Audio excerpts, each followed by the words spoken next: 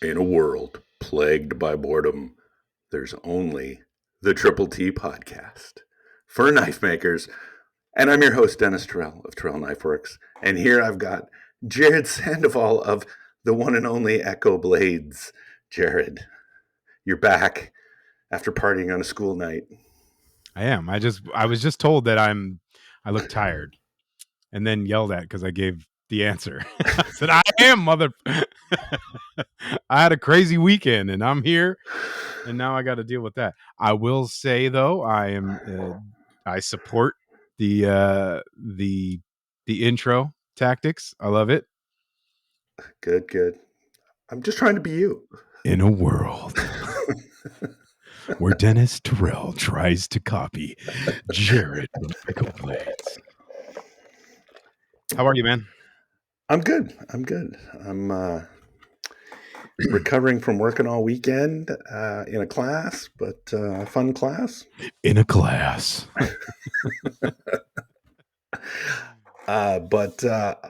Yeah, it's been fun. I had Parker in the shop today. I'll go over all the fun I had with him. Nice. It's been really cool having him in the shop. And you saw the Instagram posts of him making his chef knife last week. I did. Yeah. Excited to hear about it. Yeah. But I want to hear about your anniversary and all of the shenanigans over the weekend. Yeah, man. I had a roller coaster of a weekend. It was pretty cool. Yeah, my wife and I celebrated our 23rd wedding anniversary on Sunday, but there's and I gotta say, 23 years. Bless that woman's heart for putting up. So my buddy, I don't know if he's listening or not, but a shout out to you, my friend. He said, I told him we were texting this weekend or something like that, and he goes, "Make sure you tell Lynn, or shout out to her exemplary patience and low standards, commitment to." Who said that? My buddy Dave. Oh. Commitment to low standards. Yeah, exemplary display of patience and commitment to low standards. So I agree. She's a saint for that. But yeah, 23 years, man.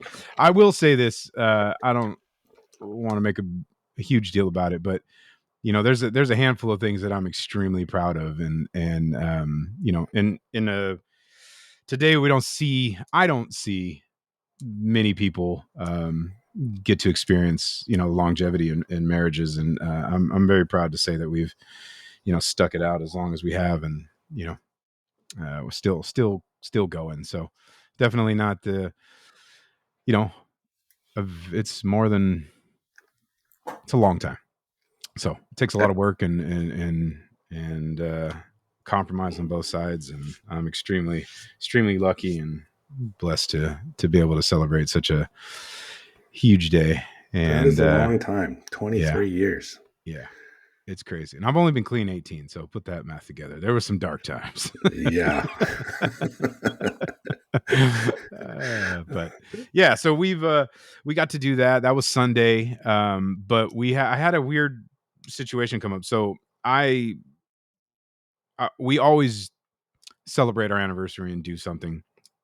And but this day, my son started playing the guitar. I've played the guitar for forever, practiced. You know, I'm not good by any means, but and my son wanted to play, and my daughter. You know, we're a musical family, so. But my dad's a really good musician, and unfortunately, he's a shitty teacher. So I learned on my own, and I don't know how to like teach other than like try to show what I'm doing and everything. So it always ends up in a bad deal, right? So I feel bad for him. So I showed him a couple things when he started. You know, he's basically inherited all my guitar shit, and but the kid stuck with it for about a year now, and he's gotten really good, and it's just been a pleasure to watch him, you know, take interest and stick with something. And the coolest part to me is that he's starting to like, you know, different types of music, and that's one of the things. I don't know, how do you Yeah, that's one of the things I love about me, Dennis. Is I don't really have boundaries in music. My playlists are nothing short of bipolar, right? I mean, I'm all over the place. And um, he started listening to heavy metal and somehow got into Pantera. And that is not just something you stumble on, as a 16-year-old kid if you're just kind of branching out. But so he started wanting to play Dimebag Darrell stuff, and it's been cool to watch. So I was just cruising through the internet one day and saw that Metallica was coming to town, and they were doing a two-show. The tour is two shows, and they have different openers on each night. So this weekend was Friday night with Limp Bizkit, and then Sunday was Pantera, but that was on our anniversary. So I had to talk to Mrs. Eccleblade and say, if there's one person she'd give me a pass to kind of skip out on the anniversary, it's our son. So this was a couple months of planning, but we did put together a quick trip to. We normally do Monterey. That's like our spot, but it was on fire basically. So You mentioned that. I hadn't heard that Monterey was on fire. Yeah, I didn't either. She had told me and then showed me some pictures, and so I don't know. We've been there during some fire seasons, and it's a bummer, right? It's super. June gloom is a thing on its own, and you get smoke cloud and all that crap like that. So we decided to try something different, and we went out to Morro Bay, which is like a Central Coast, kind of like in the middle, in between SoCal and here. And my family always they live in the Central Valley, and Morro Bay is like their Monterey. It's like 2 hours from them, and it's like 4 hours for us. So I've never been there, and so we took a shot, and that's further than San Luis Obispo, right? Not by much. All that's so like it's almost the same. Yeah, it's like you split and vine out in different directions to get same distance and time. It's about 4 hours. We ended up going to San Luis Obispo too. So, but yeah, shout out to Mr. Tyrell Knifeworks for letting me stash my car. That was a huge bonus because we had a 4-hour drive from Livermore, and I just drove from my work, dropped my car off. Wife met me there, and we took off. And big help. Appreciate it, man. No big deal. Yeah. And then so we shot out there, and then we got a buddy that lives in that area, Crosspeen Forge, Brent, and I was coming through, and I took a picture of the city that he lives in, and I couldn't make it work. We were in a long drive already. It was Friday evening, but he was like, "Come through, I'm in the shop right now." I was bummed I didn't get to make it, to stop by, and it was a quick trip. We were just there Friday night, Saturday, and I came back home Sunday. But yeah, that was cool, man. It was good. I don't want to offend anybody, but it was a different vibe, and I think more of it had to do with it being closer proximity to SoCal. So there's for all you people that don't know, there's like a big thing between NorCal and SoCal.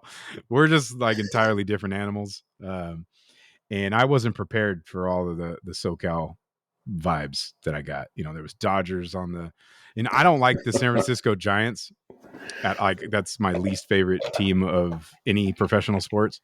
And so I actually will support the Dodgers because I don't like them that much, which is hard because as an A's fan, there's some history there too. But at any rate, I still was like, oh, and then the Angels, and it was weird, man. And I was feeling I wasn't feeling home like I do in around here. And but it was a different vibe, not Monterey by not comparable, other than the beach.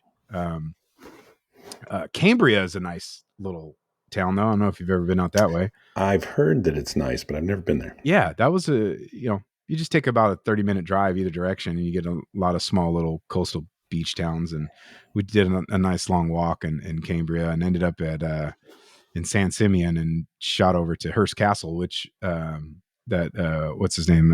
Willie Randolph Hearst.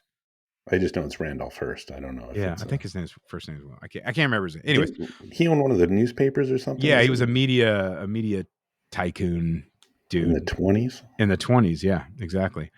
And just rich beyond, just the pure definition of fuck you money. Like, Yes. just absolute. This was he built a small vacation house on top of a hill in the city of San Simeon, when nothing was there, and basically turned it into like a booming freaking port just to like supply the shit for his house.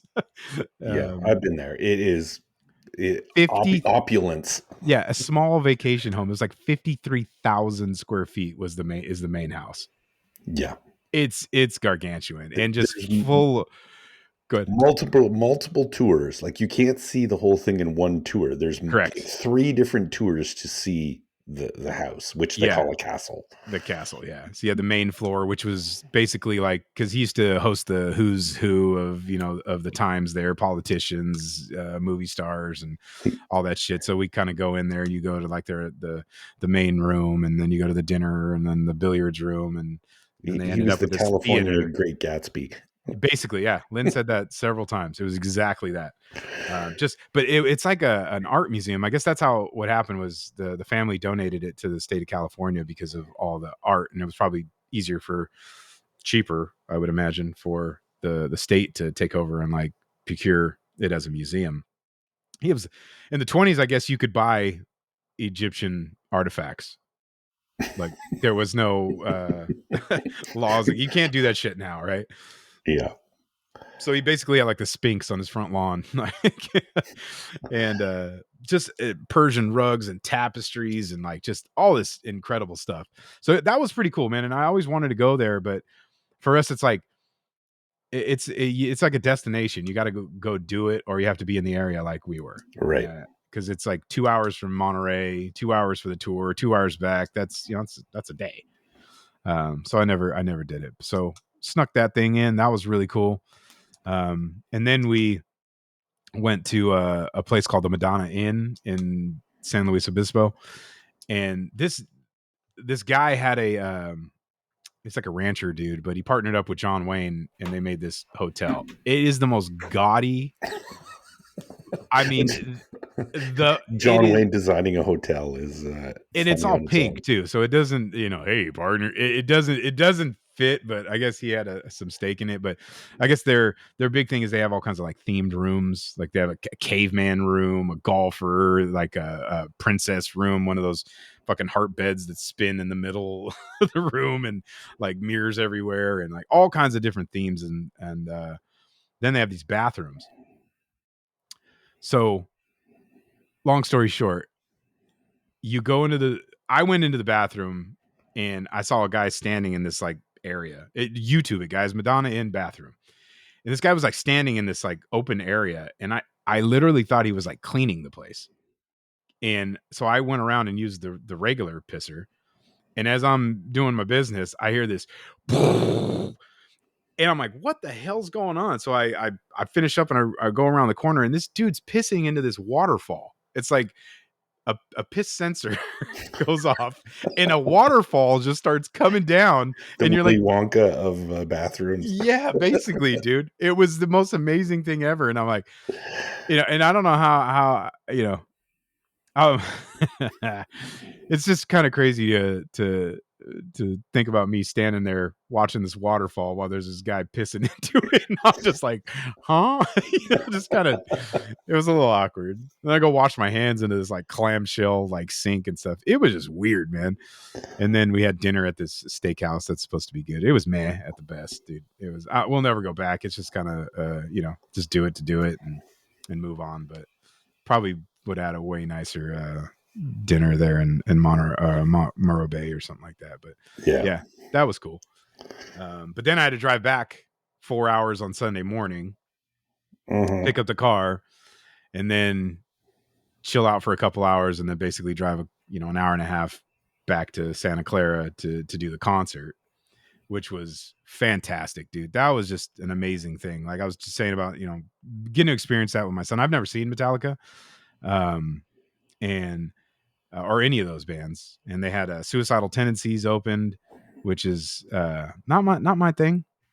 Like I know I some. couldn't say that I know any of their songs. Yeah, they're just like a little punk band from SoCal, I think. But they're it was good. I mean, I definitely wrote this show was just a big nod to the old timers. These old dudes were getting busy and still putting in work. Like the dude, I think his name's Mike Muir from Suicidal Tendencies, was fucking all over the place. Like, and he's got to be 60. Like, I think everybody was there in their late 50s or 60s, and but that was cool. And then Pantera put on a great show, and then just getting to see my son. This is crazy though. The kids are not like us. They're entirely different. Like, I don't know if it's just How so? like I think it's the phone one, so they occupy themselves differently. I don't know. He's 16. And this was his first like big concert, right? And being that I've been clean his entire life, right? So he's not grown up around people drinking or partying or doing stuff like that. So to see all the people, there was like, dude, I swear to God, this guy had like at least an 18-inch like spliff, and they were just fucking puffing away like 4 rows in front of us. And they were getting the clouds coming at us from all over the place, and beers were going on. And I had a little talk with him. I'm like, hey, this is normal stuff here, dude. Like, just keep your head on a swivel and just watch. By the end of the night, people will start swaying leaning this way and getting louder. And but he did good. But you weren't But on the floor, right? Where were your seats? No. Here, I got a hot take on that situation. No, I was on the second deck in the seat, and I am by far, that is my spot for the rest of my life. That is how I'm going to go see concerts. I do not have the energy, desire to go down. There's a couple bands that I might, Deftones, I would probably need to be down there, but yeah, I like to stand up, rock out for a minute, then realize I'm old, sit down for a minute, and then get back up and do it again when something, a good song comes on. But my son, that's why I'm saying they're different. Like, I had to like tap him to get up, and try to just I'm all about sitting down at a concert. I'm not. I can't. I mean, if it's something I'm into, I'm up, dude. And and metal, however you want to say it, man, it gets me up. So but again, I recognize that I'm a second deck guy from now on, and I'm loud at and that proud. age. I'm loud and proud there, guys. Yeah, I got to that age a while ago. I am definitely not a floor person. Yeah, and I need earplugs. That was the other thing, and I forgot mine. And thankfully, this nice lady next to us had an extra pair. And I got to save my earring for most of the part, but and then Metallica came on, and they just killed it. So my buddy, randomly, I had this a friend of mine was going to try to go to the show like the night before, which I bought these tickets like 3 months ago because I figured that it would sell out, but it was anything but sell out. It was like an A's game. So many open seats. Really? Yeah, it was. But I mean, it filled out towards the end of the evening. But to try to sell out, Levi's. It's a big stadium. Yeah, it's a big stadium. So, but there was a lot, and the tickets were substantially cheaper that night. I think he paid like $100 less than I did buying them the night before. But anyways, out of the whole stadium, my buddy's 8 seats to my left. Wow. In the same row. So that was kind of a trip. But he said he'd seen Metallica like, I don't know, 6-7 times, and that they sounded the best. Like, the mix was really good. And normally it's like heavy bass and drums, and you can't hear the singing or the guitars. And but they put on a great show, and it was a great time. I just spending the night, hanging out with my son, experiencing, listening to seeing Metallica for the first time with him. Like, it was just it was a cool evening.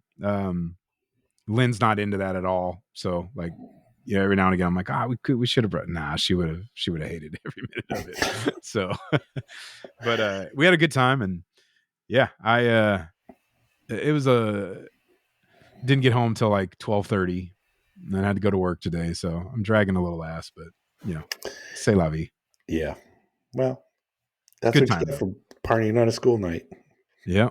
It was a good time. Well, sounds like you had a good time. That's good. I do like that part of California. I've only been there once or twice, but thought it was pretty cool. Yeah. No, we didn't get to do remotely all of it, so we'll probably go back, break it up a little bit. So it's a good time though. It's always just good to get away with Mama and just enjoy some QT and just hang out and do our thing. Actually, one of my students, Spencer, that was here this past weekend, he went to the Friday night Metallica show. Yeah, that's right. Yeah, we had a chat about that. Yeah, he loved it. He knew the whole set list, and I now. Oh, speaking of that, I think my set list was perfect. Yeah, I mean, I did miss the handful of songs that they didn't play, but they have a catalog that's that big. You're not gonna hear everything you want to hear, but we did fine. So we wanted to hear one. That's the song that my son tries to play. He can play the intro. That's one of my favorites of theirs. Yeah, so we got to hear that, and they ended with. I didn't even remember though. They ended with Sandman, Enter the Sandman, and I was like, "This is great. This is great. This is a great way to end it." Like, yeah. So that was the only time I've seen Metallica was when that album came out. They played. A lot of like the old school butt rockers are going to say that they like sold out with that album. Like that's the album where they they called it in. But I was like, that's the album that turned them into the world's most famous heavy metal band. Totally. Period. That's how they're doing what they're doing. Unforgiven. There was so many good songs. They played that. Yeah. Yeah. So it was good. I really enjoyed it, man. I had a blast, and like I said, just hanging out. So, but that brings me to this thing. So, Metallica, the one and only time that I have ever fanboyed. I mean, you told me this. That's why I'm laughing at everyone, because he told me the story on the weekend. Okay. Yeah. So this has got to be 10 plus years ago, maybe 15 even though. I wasn't drinking. We were out to dinner at a famous place in San Francisco called the House of Prime Rib, right on Van Ness. We just got done with eating dinner, and it's the city, so there's nowhere to park your car. So you either park extremely far or you have them valet your car. So we're waiting for them to bring our car. And some old dude at the time walks by and he's like, "Bro, you know who that was?" And I'm like, "What? No." He's like, that was James Hetfield. I'm like, "Metallica?" He's like, "Yeah, dude, he just walked in the restaurant." I'm like, "No way."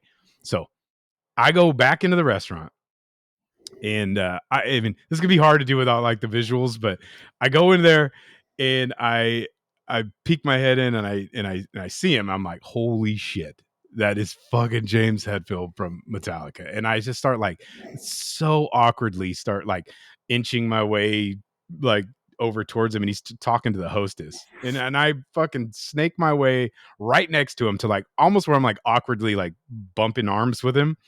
And he's a pretty tall dude too. Like I think I was telling you, like you're about I think you're a little taller than me, but yeah, I don't feel small around a lot of people. I'm a decent sized guy that most people I feel are smaller than me. Mm-hmm. There's a handful of people that but he's a tall dude, but he's him, right? So it's just that thing. I just remember he like looked down on me. He's like, "Can I help you?" Or like what do you want, dude? And I'm like, I turned to him, guys, and I said the only thing that came out of my mouth was, "You rock, dude."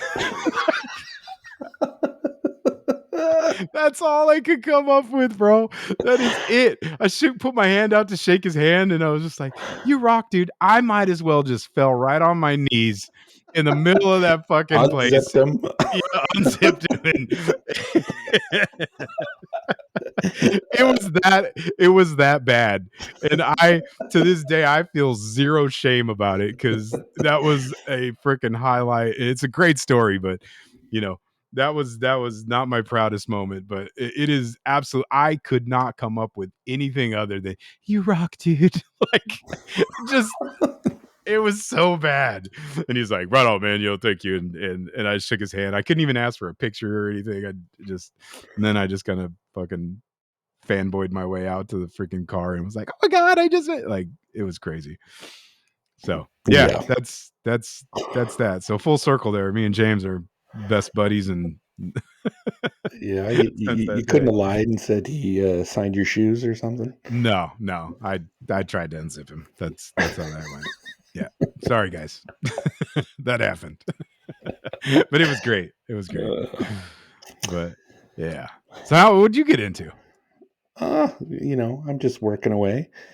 Yeah, I helped Parker with my son. Parker was in the shop last week, and ever since Blade Show, and I love this because I've been trying to get him to make a knife. He's made a knife a couple of years ago. He's made a couple, but it was like, Dad did, 60 to 75% of it. And I don't know that he was really into it. He was kind of, he was doing it, but he was young then. And now he asked me after Blade Show, he got all revved up about it because he was selling a bunch of those coffee scoops. He's like, oh, I could actually make knives and sell them. And he was excited. So I was excited for him. And he kept asking, this is how I know he was excited, because he kept asking me, when can I come over and make a knife?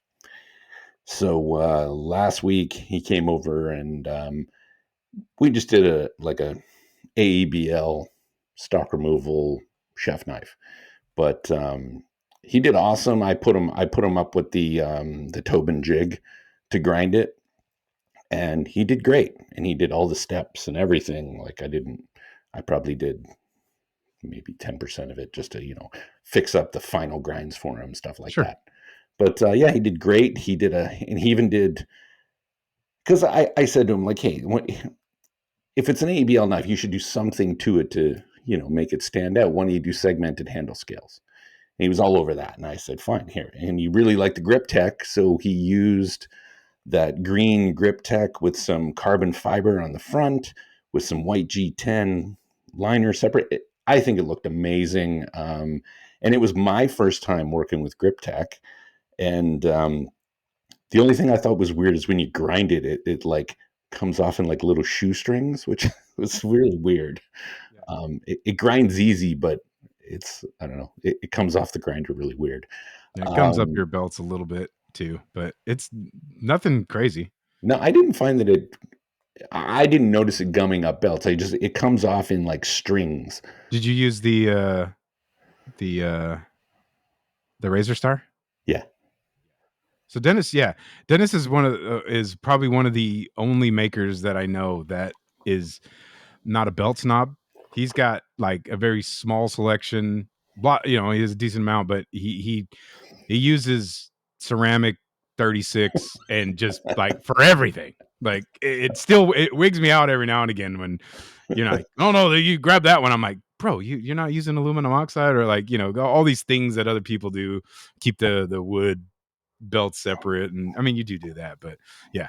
So that's not a normal experience though, using a fucking yellow Razor Star on some handle material for Well, I figured it was going to burn if we used a 120. So I wanted it, on the heavy grinding. I do that with wood too. I'll use the 36 just to take it off.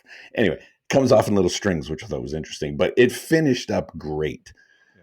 And I was very happy with like my first time working with the product, and it looks really good, like against carbon fiber, because it was green with black flecks and then black, like a carbon fiber, almost like a fat carbon kind of thing.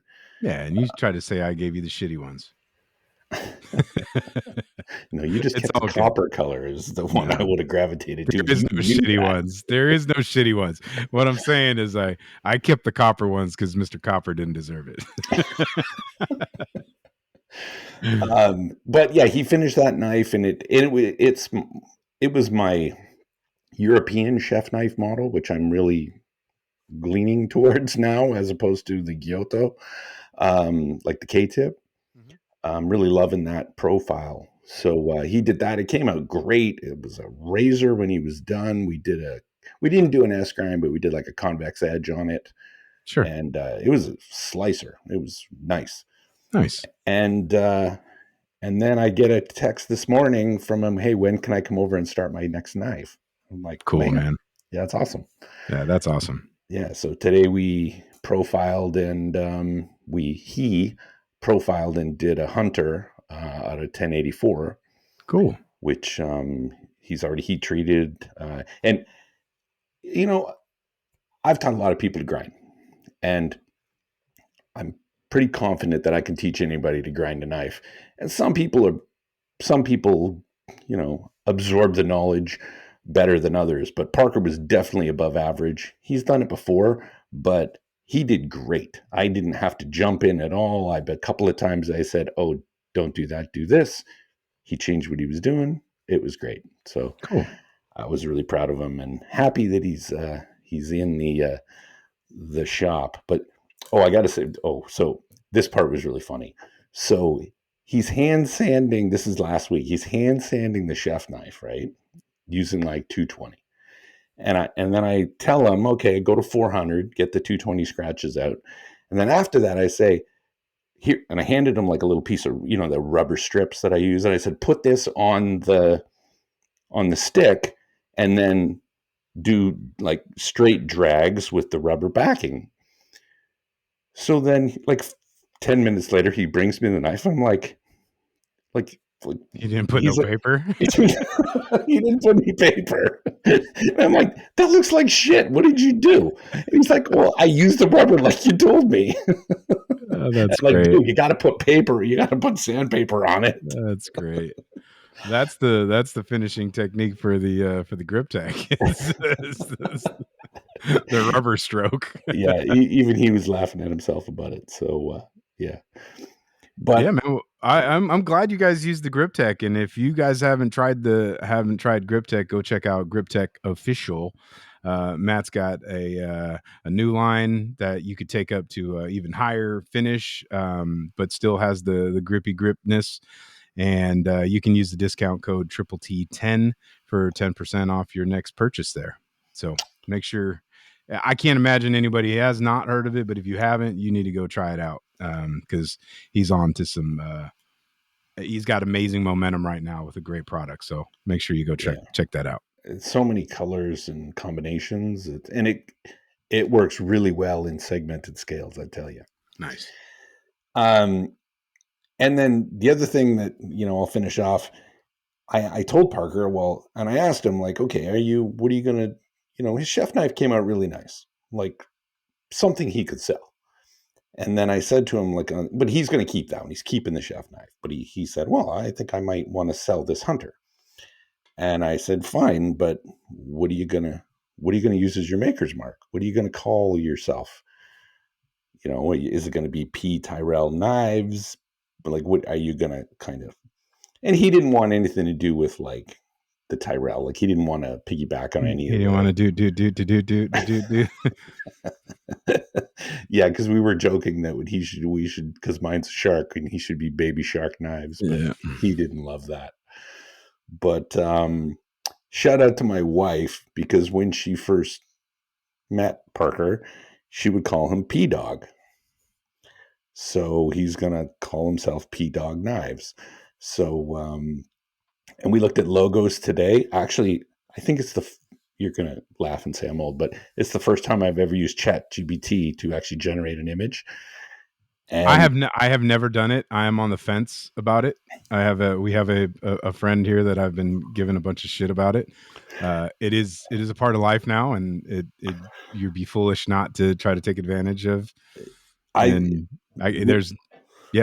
We jumped on. Parker said, give me an image of a bulldog, of the face of a bulldog, with a spiked collar and a knife in its mouth. And as soon as it generated, he's like, that's exactly what I wanted.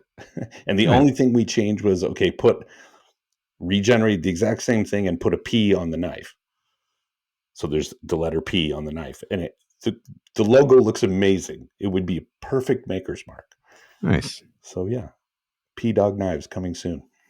Cool. Yeah. That's exciting stuff, man. Happy Yeah. for you guys. Yeah, it's great to have the kid in the shop, excited about making stuff. So Very cool. but the class went really well.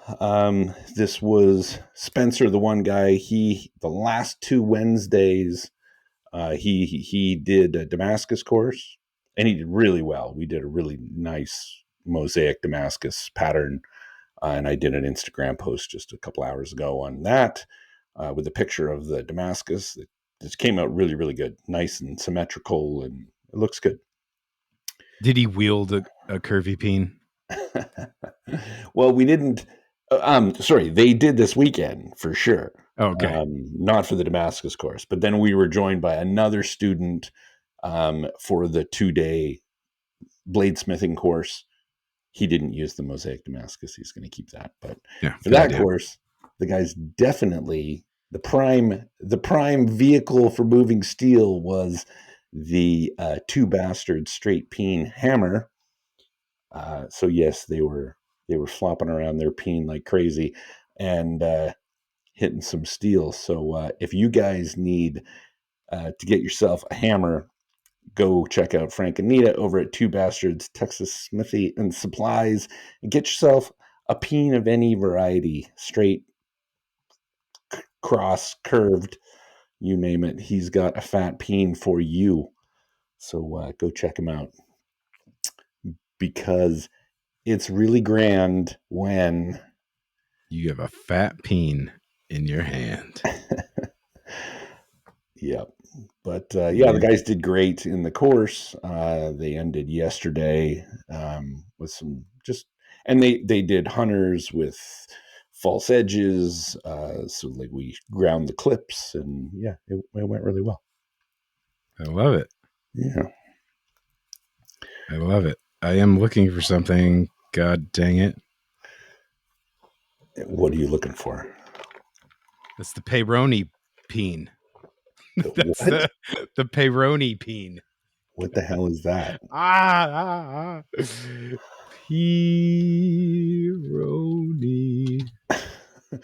Peroni? Is it like? Yes. Oh no, I'm thinking of Pirelli. No. It's Peyronie. It's you guys gotta look that up. It's a medical term for a curve. All my medical professionals will know what the Peyronie peen is. Well, Spencer is an OBGYN, one of my students, so he would probably know what that is. Yes, he would.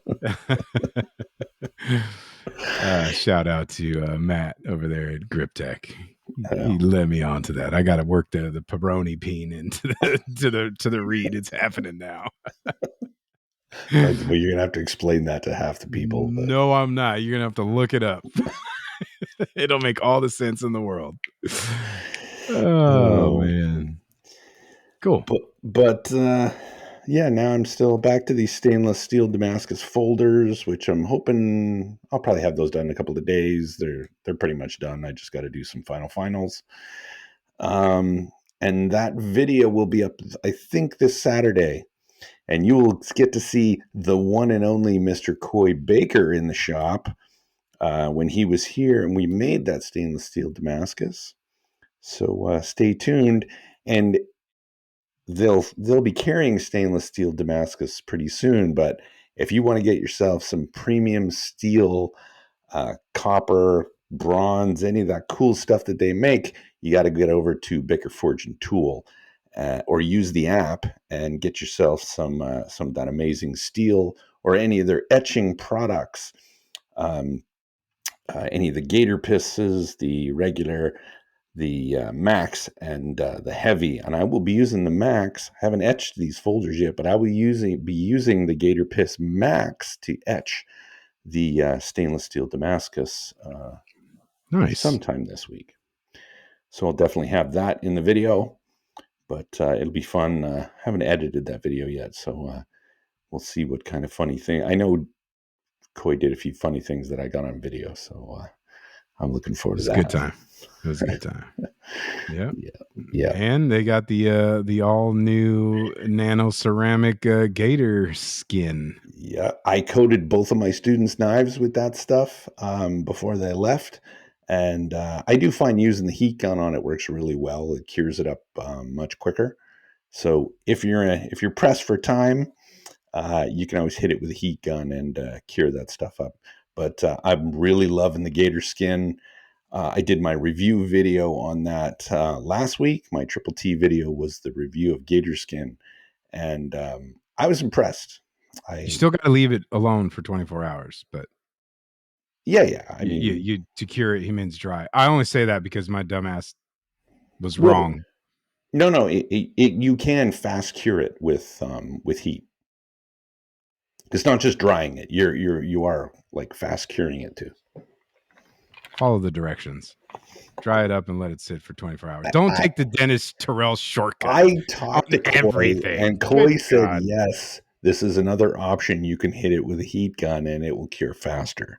So, and this is actually what I did for the two swatches in the video. That's actually how those were treated.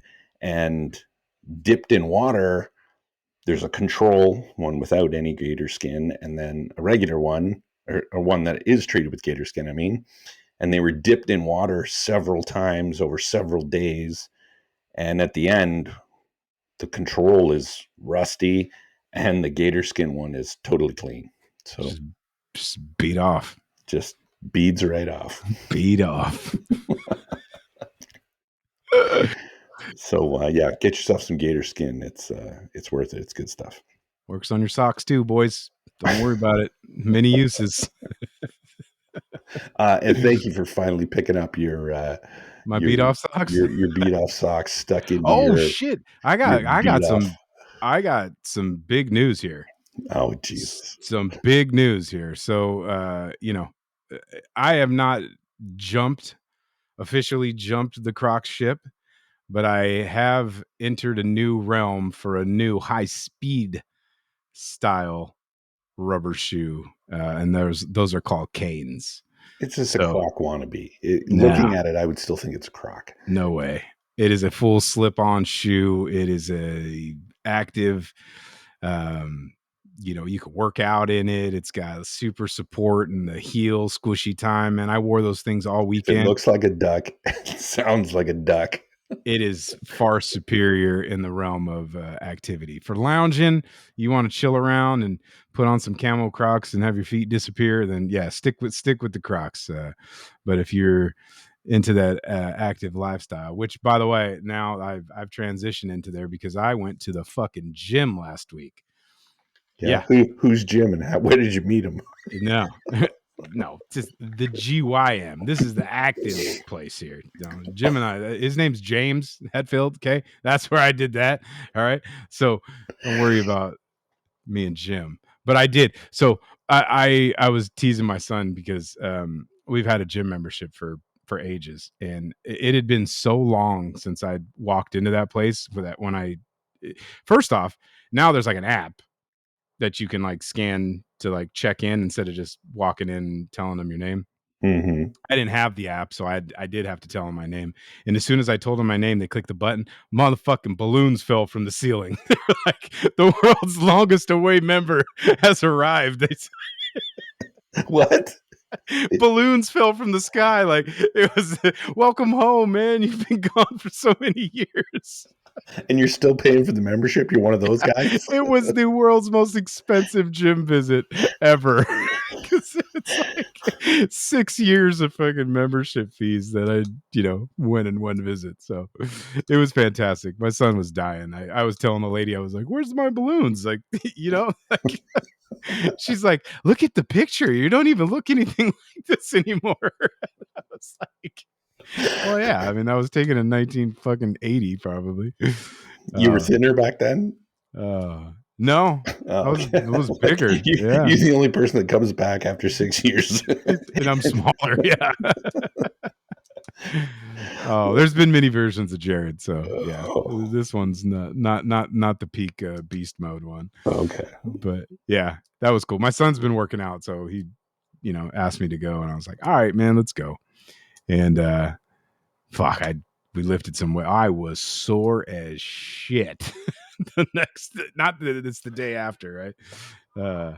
But yeah, I was like, while we were driving down there, I was like reaching for something in the car. I'm like, oh. So Kim's been the same way. She comes home early from work today because she went to yoga twice this weekend, and she comes home early but didn't come into the shop because we were making a whole bunch of noise. And I walk into the house and the entire fucking downstairs of the house smells like Ben Gay. yes. And so she's complaining about how much her butt and her legs hurt from going to yoga. It's real. It's real. So yeah. Anyways, Canes for the win, guys. Check them out. Free plug there, boys, for my 6 listeners. Yeah. Well, I had a little experience this week. What was his name? Yeah, no, not that kind of experience. Okay, all right. Sorry. Well, so I'm not gonna name names. I'm not gonna say who it is, what the product is, but I'm gonna tell a little story about what not to do when you're gonna launch a product. So there was someone that had posted a story or whatever, something on Facebook or whatever about this product that he had. And I thought, oh, that's kind of interesting. I'm going to reach out to that person and see. I actually thought he bought it somewhere. So I wanted to get some of that product so I could try. And then we got to talking or messaging, whatever. And it turns out he's involved in this product, in the testing and all this stuff. I'm like, okay, well, I'd like to try it. I'd like to try it on the YouTube channel.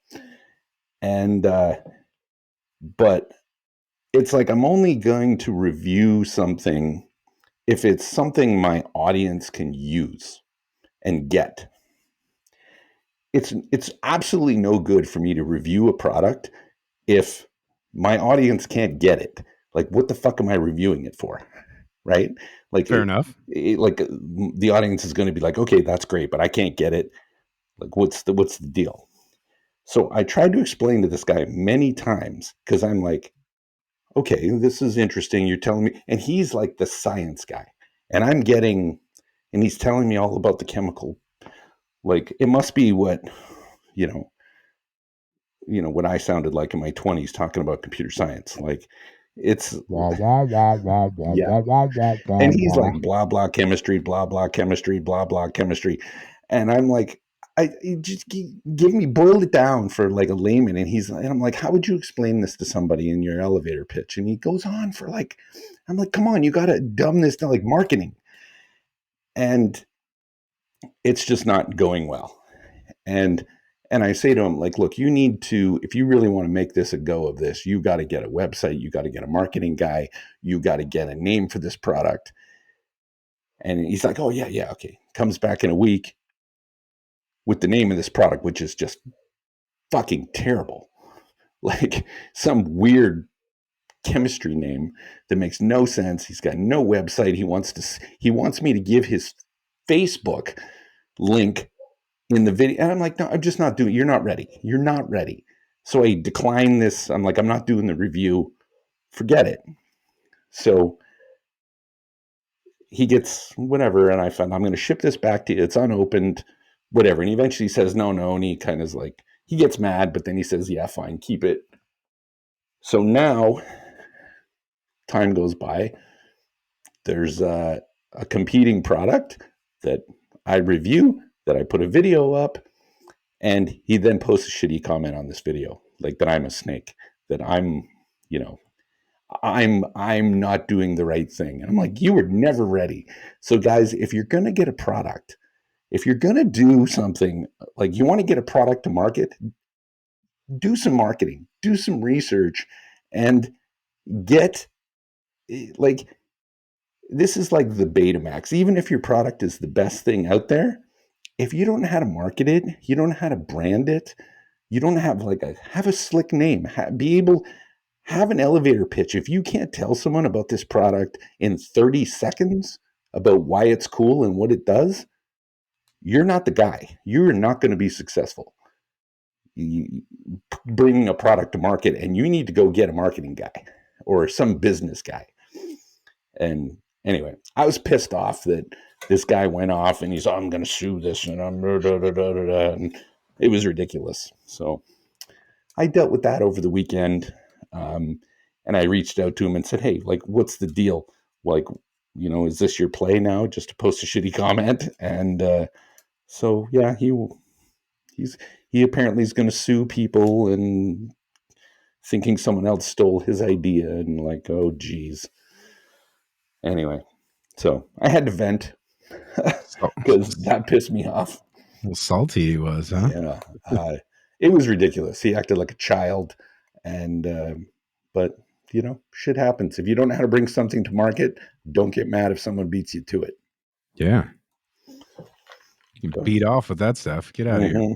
Yeah. Yeah. But I've deleted the comment. Don't bother going looking in videos and stuff like that and finding it. But that's not fun. Yeah, I don't need this kind of grief. He's hidden from the channel, so anything he posts won't be seen anyway. Yeah. Yeah. Screw that. On to new things. Yes.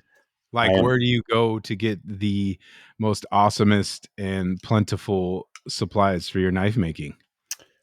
Well, just today I went to the best knife making supply place ever and ordered some steel because Mr. Jerid didn't have what I needed, so I had to order it. So I went to Maritime Knife Supply and ordered some steel because I got a couple students coming in mid-July for it's weird. So I had a student who's coming in mid-July, and we had set this up, and he's coming for a kumai chef knife class. It's coming for 3 days. We're going to make some kumai. We're going to do a chef knife beginning to end, the whole deal. And then I got another one of my Patreon members who messaged me and says, I really want to do a chef knife class with you, maybe kumai, sometime in July. I'm like, the moons align, and crazy coincidence that I have another person coming for the exact same thing. So we're doubling those guys up. So that's why I need the 2-inch stock. I don't normally need 2-inch stock, but so I'm going to have Dan and Jeff in the shop in second week of July for that class. So that should be fun. Nice. Yeah. And I'm just crossing my fingers. Crossing my fingers, it's not going to be 100 degrees in the second week of July. So it's getting hot here. Yeah, it's I mean, it's only kumai, so we'll be able to do it in like a morning or by early afternoon. I think we'll be done, but that could be a hot, miserable day. Yeah, but we'll get it done. Cool. Yeah. And whatever else you need to finish that class with them, you go check out Lawrence from Maritime Knife Supply. He's got everything you need. And I want to give a big shout out. He put a post up here, and give a big shout out to Mrs. Maritime. I think we all owe her a debt of gratitude for her pursuit of her degree in the medical field, which actually spawned the idea for Lawrence to start Maritime Knife Supply. And she just finished up that and got her degree, and we're all grateful for her pursuit of furthering her education in a new field, and starting the birth of Maritime Knife Supply. So congrats, Robin. Congrats. Yeah. And I talked to Lawrence last week, and he was pretty stressed. He was working some long hours because it's like audit time for his main gig. Yeah. And so he was getting pretty crazy. And I told him, like, hey, don't worry about my order. I don't need my steel anytime soon. But yeah, no, he had mentioned he's grinding. The guy hustles, man. Yeah, he hustles. Many examples of hardworking people that definitely put the time in here in our community, and our sponsors. Like I said many times before, minus I think just Koi. they all have regular gigs, and Yeah. this is the side hustle, and they're making it happen. Along with our buddy Travis Haynes from Pelican Paste. If you're in the need for some premium wax, go check out pelicanpaste.com on IG. He's got everything you need in that department: hard wax, soft wax, Pelican oil, hand solve, soap, the new cast iron seasoning butternut. That's the new thing there, and yeah, if you load up that cart with all that stuff I just mentioned, you can use the discount code T10. That's TTT10 for 10% off your next purchase. Yep. Go get it. Yep. Yeah, you need to put that in the notes because I'm not going to remember. I knew it was butter something, but You better not forget it ever again. All right. yeah, I probably won't now that you said that. Yes. Yeah. You're welcome. I do need, I am already, just like Blade Show, I'm already feeling the stress because I've got the military challenge build. I've got this class in mid-July, and then I have to be at the Midwest Knife Makers Guild Hammer In because I'm the headline instructor there. So I have to prep a knife, a kumai knife, because I'm teaching kumai theory, guard and handle for that course, which is mid-August. So I'm all like, how am I going to fit all this stuff in? I thought that was mid-July. No, mid-August. I Maybe just booked my flight today, actually. Oh, well then maybe I'm going to stick by my guns. I'm not sure I'm making that one. Yeah. I'm not sure. I'm actually going to, I'm going to be there for 4 days because I'm going to the Hammer Inn, and then I'm going to Jason Krause's, and I apologize, I think it's North Star Forge. I'm pretty sure that's what it is. I forget his forge name, but he's basically up in let me just North Star Forge. Yeah. So he's up in Minnesota, near Minneapolis, and I'll be going there teaching the full guard and handle class for the 2 days after the Midwest Knife Makers Guild Hammer In. Nice. So we just kind of nailed that out this morning of what I'm going to be teaching. So that'll be cool. That'd be fun to teach a bunch of students that class after the Hammer In. So we'll be staying for a couple of days for that. Mm-hmm. So very cool. But Jerid, if you go, then you could learn guards and handles. I don't have to go to Minneapolis for that. I just have to have interest. Yeah, I don't know, man. This has been in just an absolute record-setting year for travel for me.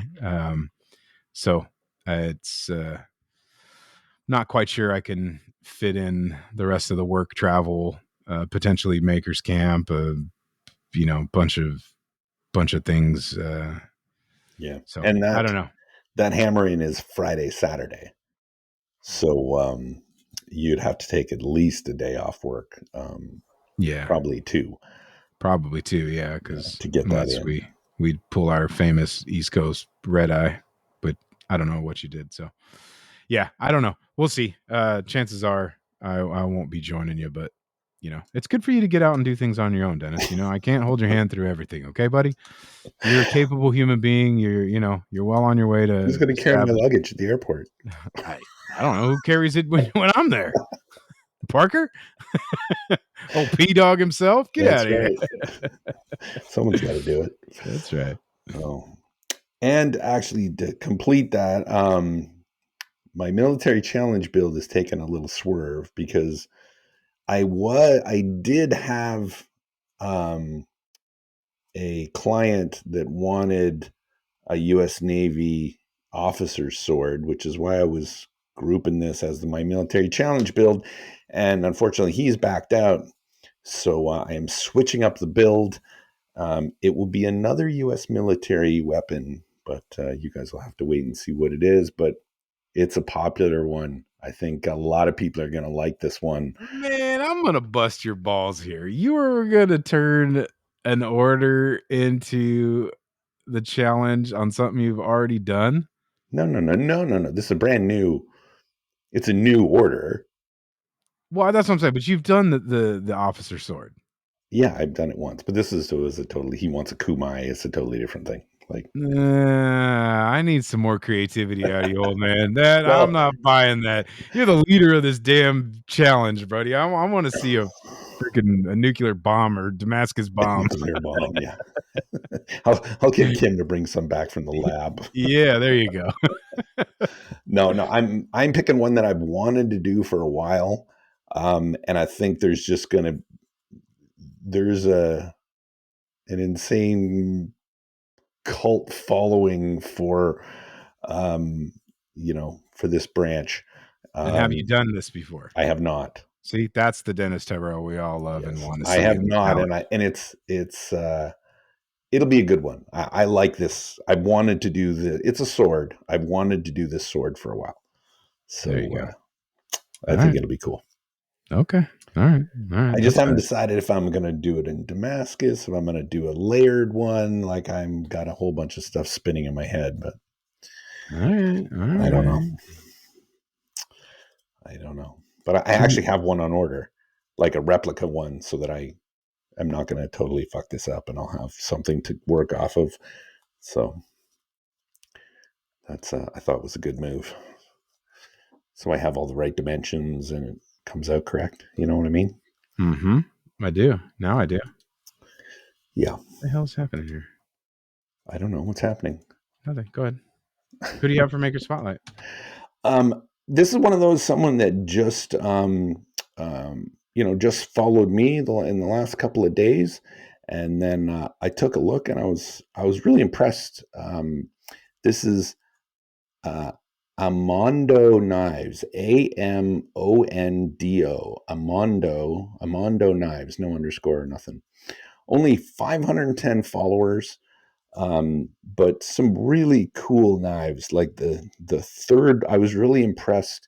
If you're looking at, I am now. Yeah, the third one, just some really inventive things on the knife that I thought were really cool.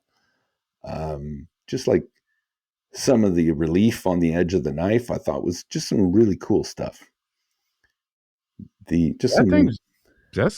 Yeah, I love the handles. Yeah, and like if you go down, grain on there, yeah. Like, what is it? 1, 2, I don't know, 1, 2, 3, 9. The 10th one, there was like a red handle. Yeah, love that one. Yeah, that's some really good stuff. Yeah, some really, and he does a lot of like it almost looks like that drip. It's got. Like, I was just gonna say blood dripping kind of thing, yeah. But it's like etched or engraved or something into the knife. Really cool stuff. Yeah, I dig it. That's a good one. Yeah. I don't know this person's name, just Amondo Knives. So go check him out. And he's got some really cool stuff. Beautiful sheaths too. Yeah, he's got a YouTube channel too. Oh, well, I'm gonna have to check him out. Mm-hmm. Yeah, that's a good one. Who's on your list this week? Okay. Yeah, so I could have swore that I had done this one before, but I thought we had. Yeah, I know I talked about him a few times, but I searched through our stuff. I'd ask you to do it now. Oh, you called it out in episode just as number 57. Just as one of the Blade Show. Yeah, guys. Just as one of the Blade Show highlights. Yeah, from last year or whenever. It must have been last year. Yep. But so my Maker Spotlight is our buddies over at Wizard Forge, and I didn't get there. Hold on one second. I've done a horrible job here. Jeez. God, sorry. I keep searching in the messages trying to pull the profile up, but yeah. So go check out Wizard Forge. That's one word, the Wizard Forge. They have 8,836 followers, and I know basically these guys came up to our table 3-4 years ago, and we're kind of in a little bit of a spot, and they were kind of forced their hand into going full time, and since then they have just blown up. They make awesome EDC stuff. Gremlin is their flagship model, and they're always innovating, making axes and hatchets, and new models this year were like basically the Gremlin without the ring. Really cool handles, great kydex fits, and you talk to him and he does a fantastic job of what you were talking about with the selling your product in 30 seconds. Like, Right. I think the bald man KT. Yeah, I said it, buddy. What? Yeah, don't worry about it. The I person missed gets that it. flew over Yeah, my head. he gets it. Yeah. So I went over with the bald man crew, and they were checking him out, and old John Ruff 38 was all right, pitch me, and they started doing their thing. He did fantastic, man. So I just love the story. I love them, and just wanted to give them a shout out here. And if you're not giving them a follow, go check them out and tell them the boys at Triple T said what's up. Yeah, cool guys. Yep. Gal, married couple, beautiful. Yep. Yeah, the from where they were to where they're at now is just it's such an inspiring story, and I love it, and I tell them that every time I see them. So You were right by there. They're in Charleston, South Carolina. oh, I guess I was kind of by there. Oh, you were in you were in. I went through there. Yeah, you went through there. I don't know. Did I go through? No, I don't know. I don't know South Carolina also. I'm pretty sure it's south of North Carolina, but that's just a hunch. Well, I don't know where Charleston is in relationship to the ass munch. Douche. He's a douche. Squadouche. Yeah. So what do you got coming up this week? Anything exciting? More work? Yeah, lots of work. That's always interesting. Jerid's joining me on in my golf tournament on Saturday. Bringing him as a guest to the league. So this is a funny story, and we can wrap this up here. I got something else to tell you, but go ahead. Okay, all good. We can stay here all night. It's all good. My disdain for the San Francisco Giants it's never ending. It's never ending. Yeah. So a few years back, they had a player named Pablo Sandoval, and I can't tell you how much that irritated me. So why? Because he sucked, or he was good? Oh, he was a good player. He was actually great because for bigger guys, fat dudes, we were able to get jerseys in our size because of him.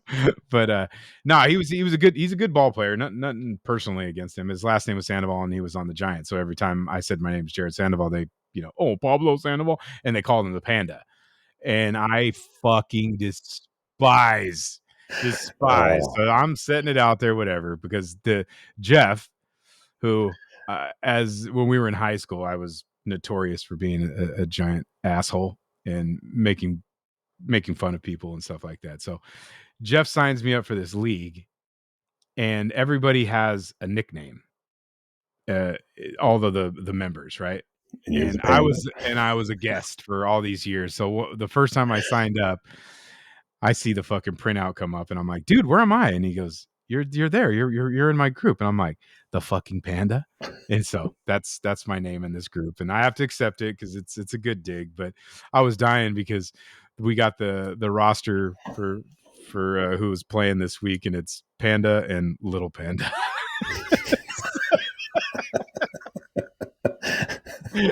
So Little Panda and I are going out to golf this weekend in a tournament. That'll be his first one, so kind of stoked about that. And then definitely will be in the shop a couple days this weekend and Sunday, because I have yet to get back in it, and still got the motivation, the desire, all that stuff is there. I'm feeling it. Nothing on the press. Nothing on. What's the name? No, I mean, it's just about time right now, man. Like, and it's in the way I'm viewing it right now is that it really just comes down to time. Like I'm traveling, I'm doing this, we got, weekend stack up. I got things, anniversary, all that stuff right after Blade Show gone. And I'm just not beating myself up over it anymore. Yeah. It's going to happen when it happens, and it'll get here. And the time's going to do it. And I just gotta, make the time, and I'm good with where I'm at right now. I think there's a good balance between, the work life, family, living and doing things. Like, I was just thinking about how much, I've done over the past just couple weeks, right? It's been, I went to Blade, visit my buddies in North Carolina. I come home and I'm in Morro Bay and Metallica, and like, it's not like I'm not doing anything, sitting around, just beating off all day. It's I don't know. Those socks are pretty crunchy. those. Well, hey, we were traveling, but yeah. So I'm good, man. I'm in good spirits. Feeling good. And that's what that's where I'm living right now. So Good. It's all good. Yeah, I got to give you an update on the shitty start to my week. What do they say about boats? Just a Break hole out in the another water 1,000. you pour money into. Yeah, break out another 1,000. That's what it stands for. Exactly. Well, it's not break out another 1,000. It's break out several thousand. So the jet ski that I thought was just an alternator problem. Yeah. And I'm thinking it's got to be something electrical. And I was joking, like maybe I was being really optimistic. Like maybe it's just a loose wire. Maybe they're going to call me the next day and say, "Oh yeah, it was just a loose wire from the stator alternator, whatever the fuck that thing's called." I get the call from the jet ski place. Engine is seized. There's a piston seized in the engine. It needs a new engine. Oh, $4,000. Ouch. How much those things cost new? Well, the last time they were made is 2003. So, well, how much is a new jet ski? Like I have zero. Oh, a brand new jet ski? Yeah, oh, they're like 13, 15 grand. I mean, oh, okay, all right. Yeah, but it's like I have one on the trailer that works fine. Like it's like, yes, I'm putting more money into it than the jet ski is worth by far, but right. It's like, I have one that works. I might as well put the new engine in the other one. So, yeah, that's what I'm doing. So, it's there painful. You go. Yeah, that does suck. Yeah. So every single time I have something with the jet ski, and I'm like, maybe this one time, it'll be less than I imagined. It's never once been less. It's always been like 2x worse than what I think my worst case is. Oh, that's funny. Yeah, boats suck. It's not funny. Sorry, that sucks. Yeah, that sucks. Yeah, I mean, it's kind of funny now because I've kind of accepted it and told them to go forward, and paid for a diagnostic on the other one just to make sure. That was the first thing I did, actually, is like, okay, fucking check out the red one, because if there's something totaled on the red one, I'm not going to bother. I just wrote you a note. I saw it. I'm definitely using that as the name of the episode. So yeah, that's fine. That's fine. That's touche. I thought it was going to be fucking unzip fucking or something else. So, unzipping James. Yeah.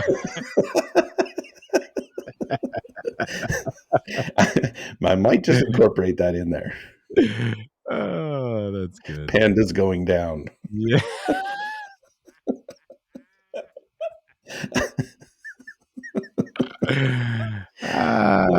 Touche, Mr.